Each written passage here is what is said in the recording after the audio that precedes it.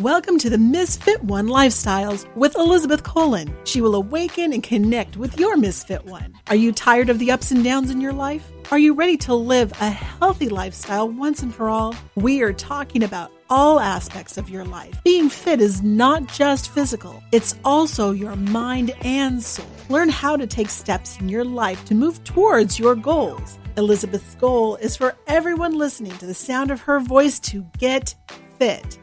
Let's get focused, let's get intentional, and let's transform. Now here's your host, Elizabeth Colin.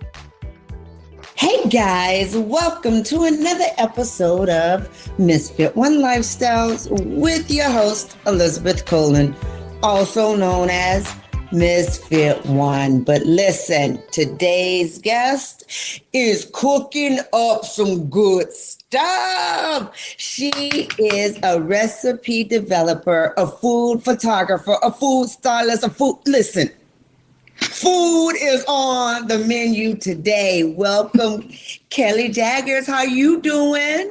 I am so good. Thank you so much for having me today. It's a pleasure to be with you. Listen, the pleasure is all mine. I am so excited to be talking to you because food is essential. Mm-hmm. Absolutely. And I can't live without it. Life. I can't live without it. I can't live without it. So talk to me a little bit about how did you get to be in this industry? Because we all eat food, but how did you say, listen, I'm going to make money behind food? How did that happen? Well, about 20 years ago, I was working in a law firm in Dallas, Texas as an office manager, and I was miserable. I was tired of the 9-to-5 grind. I didn't like working for attorneys. And I thought, what can I do that's going to make me happy? And cooking always made me happy. I come from a long line of female cooks, grandmothers, big grannies, like the whole 9 yards, the aunts, the uncles. We were all, into food. And I thought, I want to go to culinary school. I want to study baking. And I want to open a bakery. This is what I want to do. Okay. So I started going to culinary school.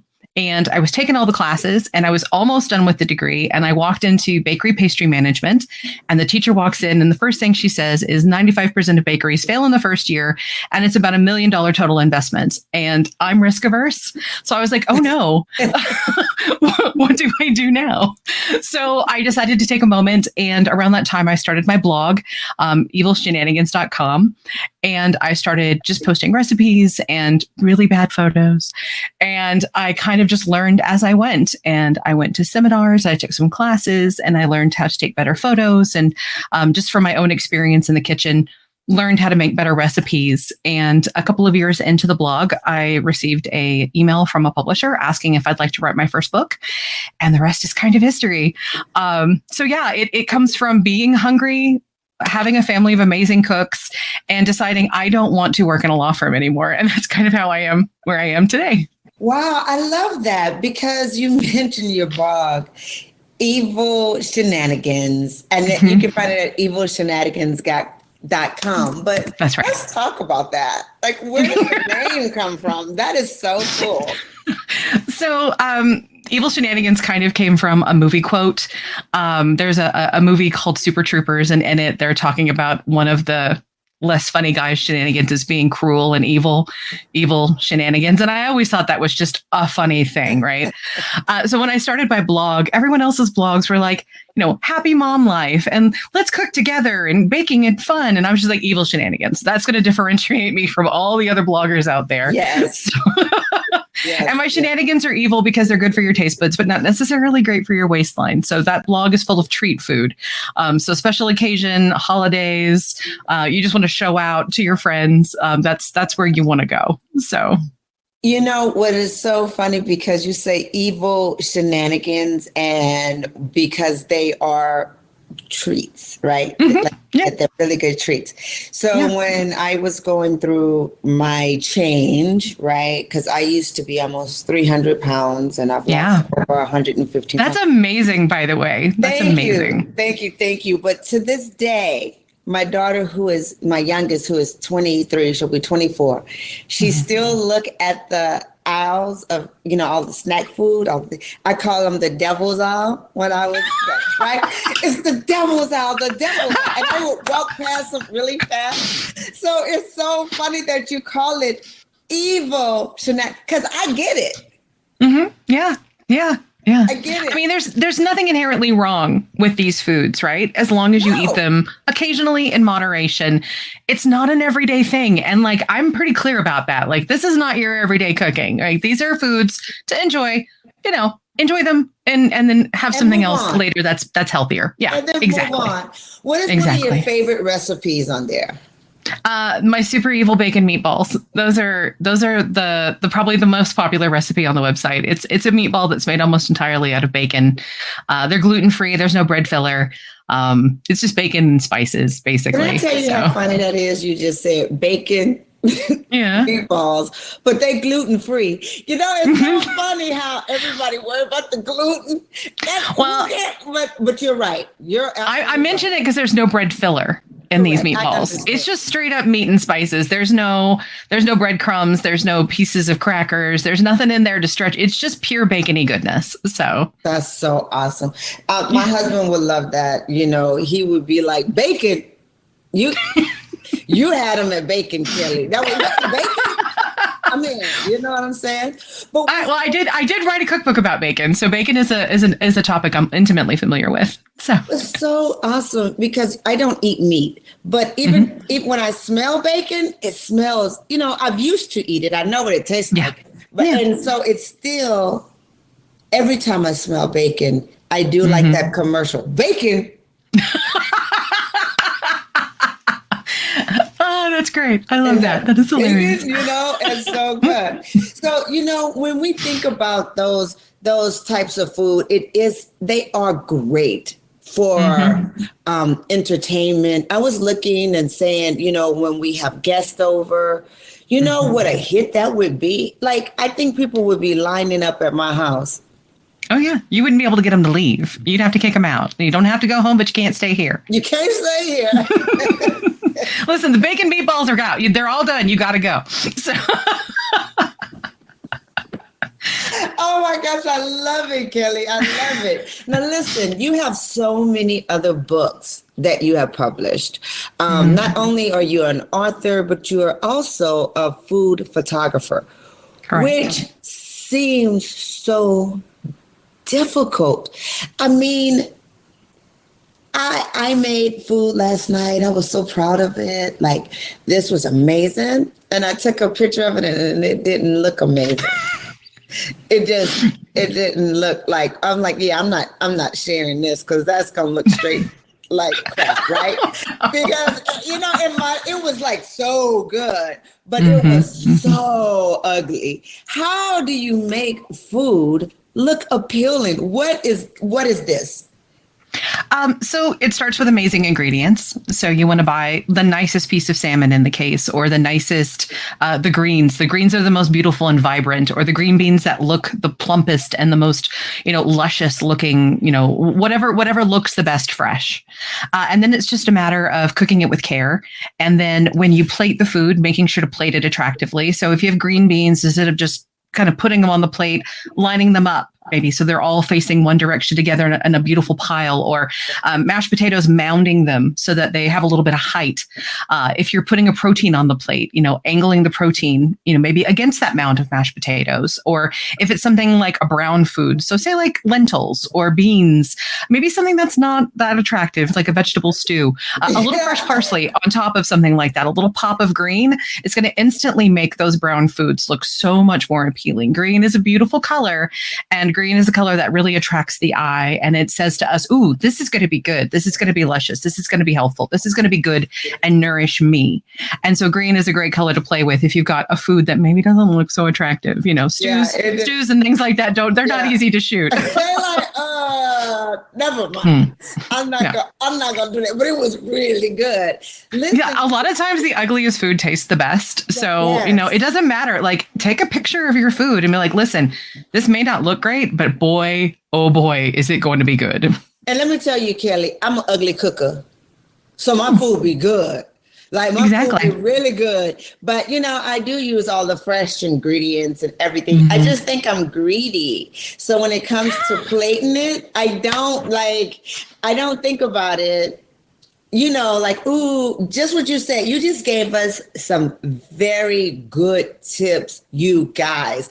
I hope you got your pen and paper, and I want to see you posting up these pictures. And I want you to give Kelly a shout out in those photos. Okay, Kelly, how can they tag you? How can they find you? You can find me on Instagram. So Evil Shenanigans on Instagram. You can find me there. You can find me on Twitter. I'm at Baking Blog. So you can find me there as well. I'm very active on both of those social media sites. I'm also on Facebook. Evil Shenanigans is the Facebook page. You can find me there. You can also email me if you want to, kelly@evilshenanigans.com. Like, I am very reachable, very approachable, I want to talk to people. Please come talk to me. Yes, and we're gonna give you props because when I go out today for my dinner, I'm gonna take a picture of it. I'm gonna tag you because my food has those things in it. Like, it had all the green and the red peppers and the stuff. And I made some couscous, a real Israeli couscous, all the things in it, and it was so good. But then when I tried to take a picture of it, it was like really bad. And I'm like, whatever, I'm eating it. Like, it's good. But I will try to make sure the green is on top. Right? Yeah. If your dish has lots of beautiful vegetables, maybe pull a few out to the side, plate your food, and then just kind of place those beautiful vegetables where they can be more seen. You don't want to hide the glory. You want that glory to show through, right? So you want to be able to see all those beautiful things that are going to make that meal taste so good. Other tricks, camera angles, shoot from directly overhead. So shooting directly overhead is a good way. Also, as you're looking at the plate, just hold that camera facing that way. That's called 3/4. And then you can also get straight on. So you can hold that camera straight onto the plate. So those are the three main angles that I use when I'm doing food photography. And then you can just go through and see which one looks the best, which one highlights your food, which one makes it looks the most appealing. So go with the angle that, accentuates the deliciousness of the food. So. Oh my gosh, this is awesome because I'm jacked up on all levels. I am an epic fail in all three of those. So listen, the angle counts. So from straight above, when you're looking down at your food. Yeah, like a bird is flying over. It's called bird's eye. So you're going to look straight down as if a bird is flying over your plate and looking at your food. So you're going to go straight overhead. And then again, 3/4, like you're looking at the plate. So you're sitting at the table looking at the plate. That's that angle, 3/4. And then again, holding it just parallel to the food. So you're getting that straight on, straight ahead look. Some dishes do better straight overhead. Some look better straight on. Some look better like you're looking at it. Take all three angles, pick the one that looks the best, and then use that in your posts. Yes. Ooh, I'm about to show my food. That is so awesome. Okay, talk to me about some of your other books. Well, my latest book that's about to come out. The latest one, we'll start there and then we can kind of work backwards. But the latest one is the Ultimate Mediterranean Diet Cooking for One cookbook. I'm really excited about this one because it kind of combines a couple of things that I really enjoy, which is cooking for one. I've done a baking for one cookbook, which we can talk about here in a second. But preparing meals that reduce waste, that make it easier for people who are cooking alone or maybe cooking in a family, but no one else wants to eat the diet that you're eating. You can make your meals just for you, make them all jealous because they're going to be delicious, right? Yeah. But yeah, there's a lot of different scenarios where somebody may just want to have one portion of something, right? Kelly, so this book makes it easy. You really are hitting on something right there because, I've had large family and now we're empty nesters. My husband eats meat. I don't eat meat. So we have to make our meals. And, they don't sell, little portions of chicken. Right. Like they don't sell a one portion of ham. I'm just thinking about. So it is so hard. Guys, if you have not experienced this, trust me when I say it is so hard to cook for just one person. So it can be a challenge. I want to thank you for stepping up and filling that void for me. Oh, because thank you. it has really been an issue. We have really talked about it over and over because it's difficult. Yeah. Yeah. No, it really can be. It really can be. Society, and especially American recipe development, is 4+, right? It's hard to find a recipe for less than 4 servings. And if you're solo cooking or just cooking, for your own dietary needs within a larger family, 4 portions is a lot. 6 portions is too many. You're going to be throwing away food, or you're going to get so tired of eating the same meals every day that it's hard to stay consistent on a healthy eating plan, right? So if you have the ability to create more variety in your diet, and you have tools and strategies and techniques that can help you to be successful in that kind of journey, if, again, you're by yourself or you're cooking for only yourself within a larger group of people, this book can really help you with that. It makes it a lot easier to strategize. What do I do with extra portions? What do I do if I buy a bulk pack of chicken? Things like that. Like those are answered in this book. They're going to answer all those questions for you and make it really easy for you to transition into single cooking, 1 portion of this, meal planning for the week, having a variety of foods. It makes it easy. Yeah, that's what I do. So that's great. I just, like yesterday, I made enough for the week, right? Like not for the whole week because I get bored. So probably exactly. 3 days. Like I could do 3 days. But after that, I'm done with this, right? So can you tell me the name of the book again? Because I got to get me one. It's The Ultimate. I actually have a copy of it here. They sent it to me yesterday. I'm so happy it's here. It's The Ultimate Mediterranean Diet Cooking for One cookbook. So it's this beautiful lavender color. It's got lots of photos, 175 recipes. We cover breakfast, snacks, side dishes. We have meat-free meals. We have chapters that cover things like red meats and, poultry, fish, lots of fish dishes, seafood dishes, and even a chapter filled with desserts that are delicious and good for you. So go, Kelly, go. Go, Kelly, go.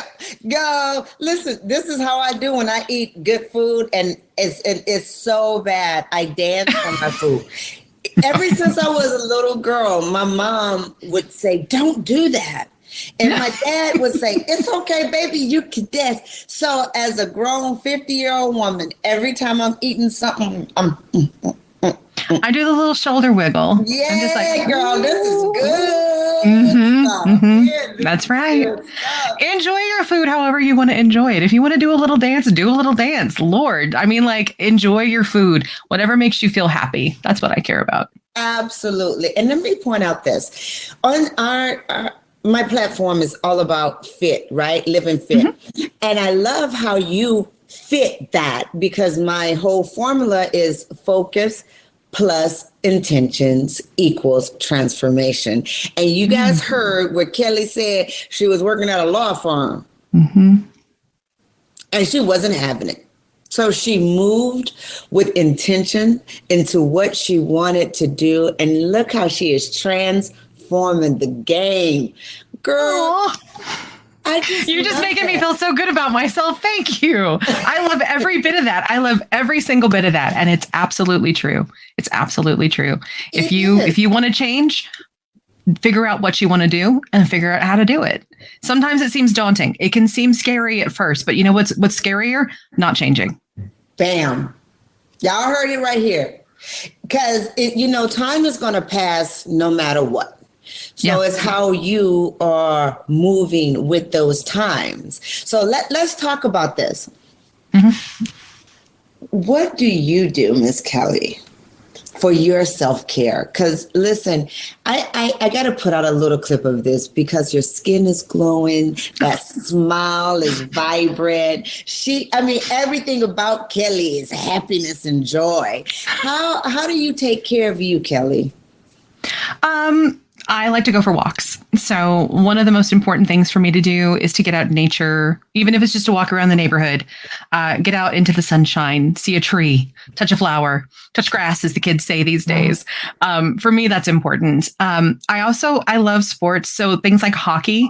I could watch hockey games all the time. My Dallas Stars just made it to the playoffs last night. So I'm really excited that we're in the Western Conference Finals. So that's exciting. I've got a couple of dogs that bring me so much joy. So playing with them, taking care of them, taking pictures of them obsessively. Um, that's something I enjoy. And then I'm concerned about my health. And so I'm always looking for different ways to take better care of myself.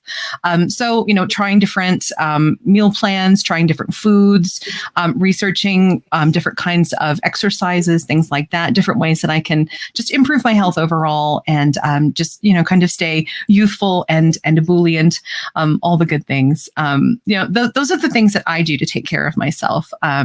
The most important thing, though, is to take that daily walk, just a little bit of me time, even if it's just 20, 30 minutes, where I can kind of get out and let go of the stress from the day and just remember all the good stuff that I have going on in my life. So. I love that because that is so important to get out in nature. It's such a healing process. When you get out and listen, I say that, but I'm a sometimey girl if the weather not perfect for me, I ain't out. Like I can't do it. Oh no, I get that. I have a treadmill for those days. Right. The movement, I think, nature is very important. On a day where I can't get out, I have a lot of audiobooks I like to listen to. So I'll put on an audiobook that's really speaking to me at the moment, get on the treadmill and just walk for 30 minutes and just, again, let go of all the things that do not serve me in that moment and just take care of what I need on the inside. So, because you're a busy woman, you have a lot of things that you work on. You are a caterer. Mm-hmm. That's right. And we talked about you being an author, you're a photographer. I mean, honey. Yeah, I keep busy. And sometimes it can be overwhelming if I have maybe a week where I've got a catering job and a photo project due and an article due or something like that. It can feel a little overwhelming with all these deadlines on the horizon. Number one, I know I can do it. So that's number one. Like I'm never going to get myself in a position where I'm like, oh, I can't do it. I'm so afraid. No, I can do it. That's the mindset. I am capable. I can do it. And I would never accept more than I can handle. I may not like myself in the moment because I accepted all those jobs, but I can do them. So I never try to get into that negative mindset that I can't get the things done that I need to do. So, I have to take care of myself. I'm my most important person. I take care of a lot of other people. So it's important for me to be taken care of too. And so I always take care of myself first so I can be a better steward to the people around me. Yo, that's a drop mic moment because I say it all the time. They don't listen to me though. Yeah, maybe if I hear it from more than one person, although I feel like you have a lot of weight and power. So I listen to you. Yeah, I hear what you're saying. I hear what you're saying. Kelly, but they tired of me. They tired of my mouth. They tired of hearing me. But Kelly just told you right there, you got to take care of yourself first. You are the machine, baby. And if your machine breaks down, everything around you will crumble. So, it's so important that you keep a positive mindset. I love when you said that I am capable. I think that's going to be the title of this podcast. I am capable, baby, because it all starts from your mindset. Mm-hmm. That's right. It really does. I have been in a place in my life where I experienced a lot of anxiety, a lot of, just inner turmoil, and changing the way you think about everything. Like how can you do things? I can't do it. No, that's not how you think about it. I can do it. I am capable. I am able. Are you afraid? Why are you afraid? What makes you afraid? Are you afraid of failure? Well, then plan to succeed. And if you do fail, what do you learn from it? Don't turn failure into a negative, turn failure into a positive for you. Maybe you don't get to your goal the first time, but what do you learn from that?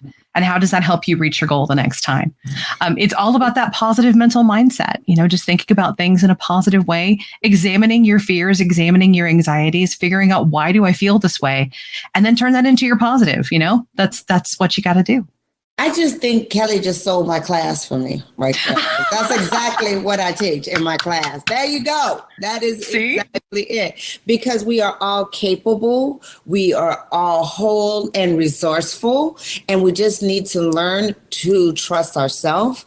And a lot of time when it takes time to trust ourselves, we have to be quiet enough to hear ourselves. So that's why it takes time to take a walk, zone out for a little bit, and connect with the person that is whole, resourceful, and creative.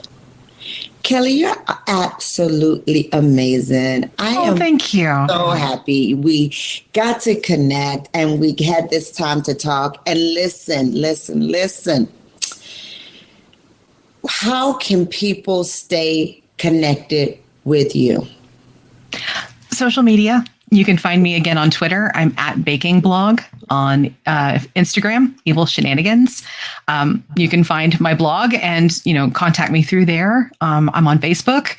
So basically all your major social media platforms, you could find me on those. And I love to interact with people. So if you send me a message, I will send you a message back. We can talk about whatever questions you have, cooking questions, photography questions, life questions.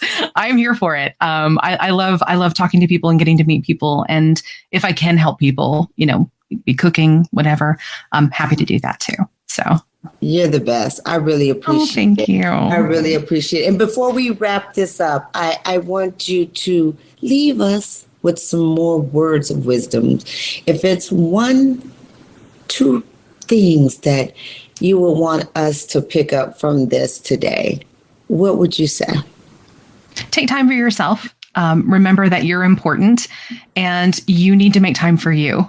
Be that taking time to cook yourself a good meal or to take a walk in nature or to read a book that you love.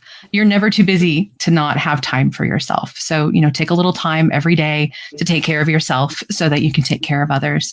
And remember that you are probably your own worst critic. People love you and care about you more than you know. So turn off those negative thoughts, get into a positive mindset, and more positivity is bound to follow. Bam! My work here is done.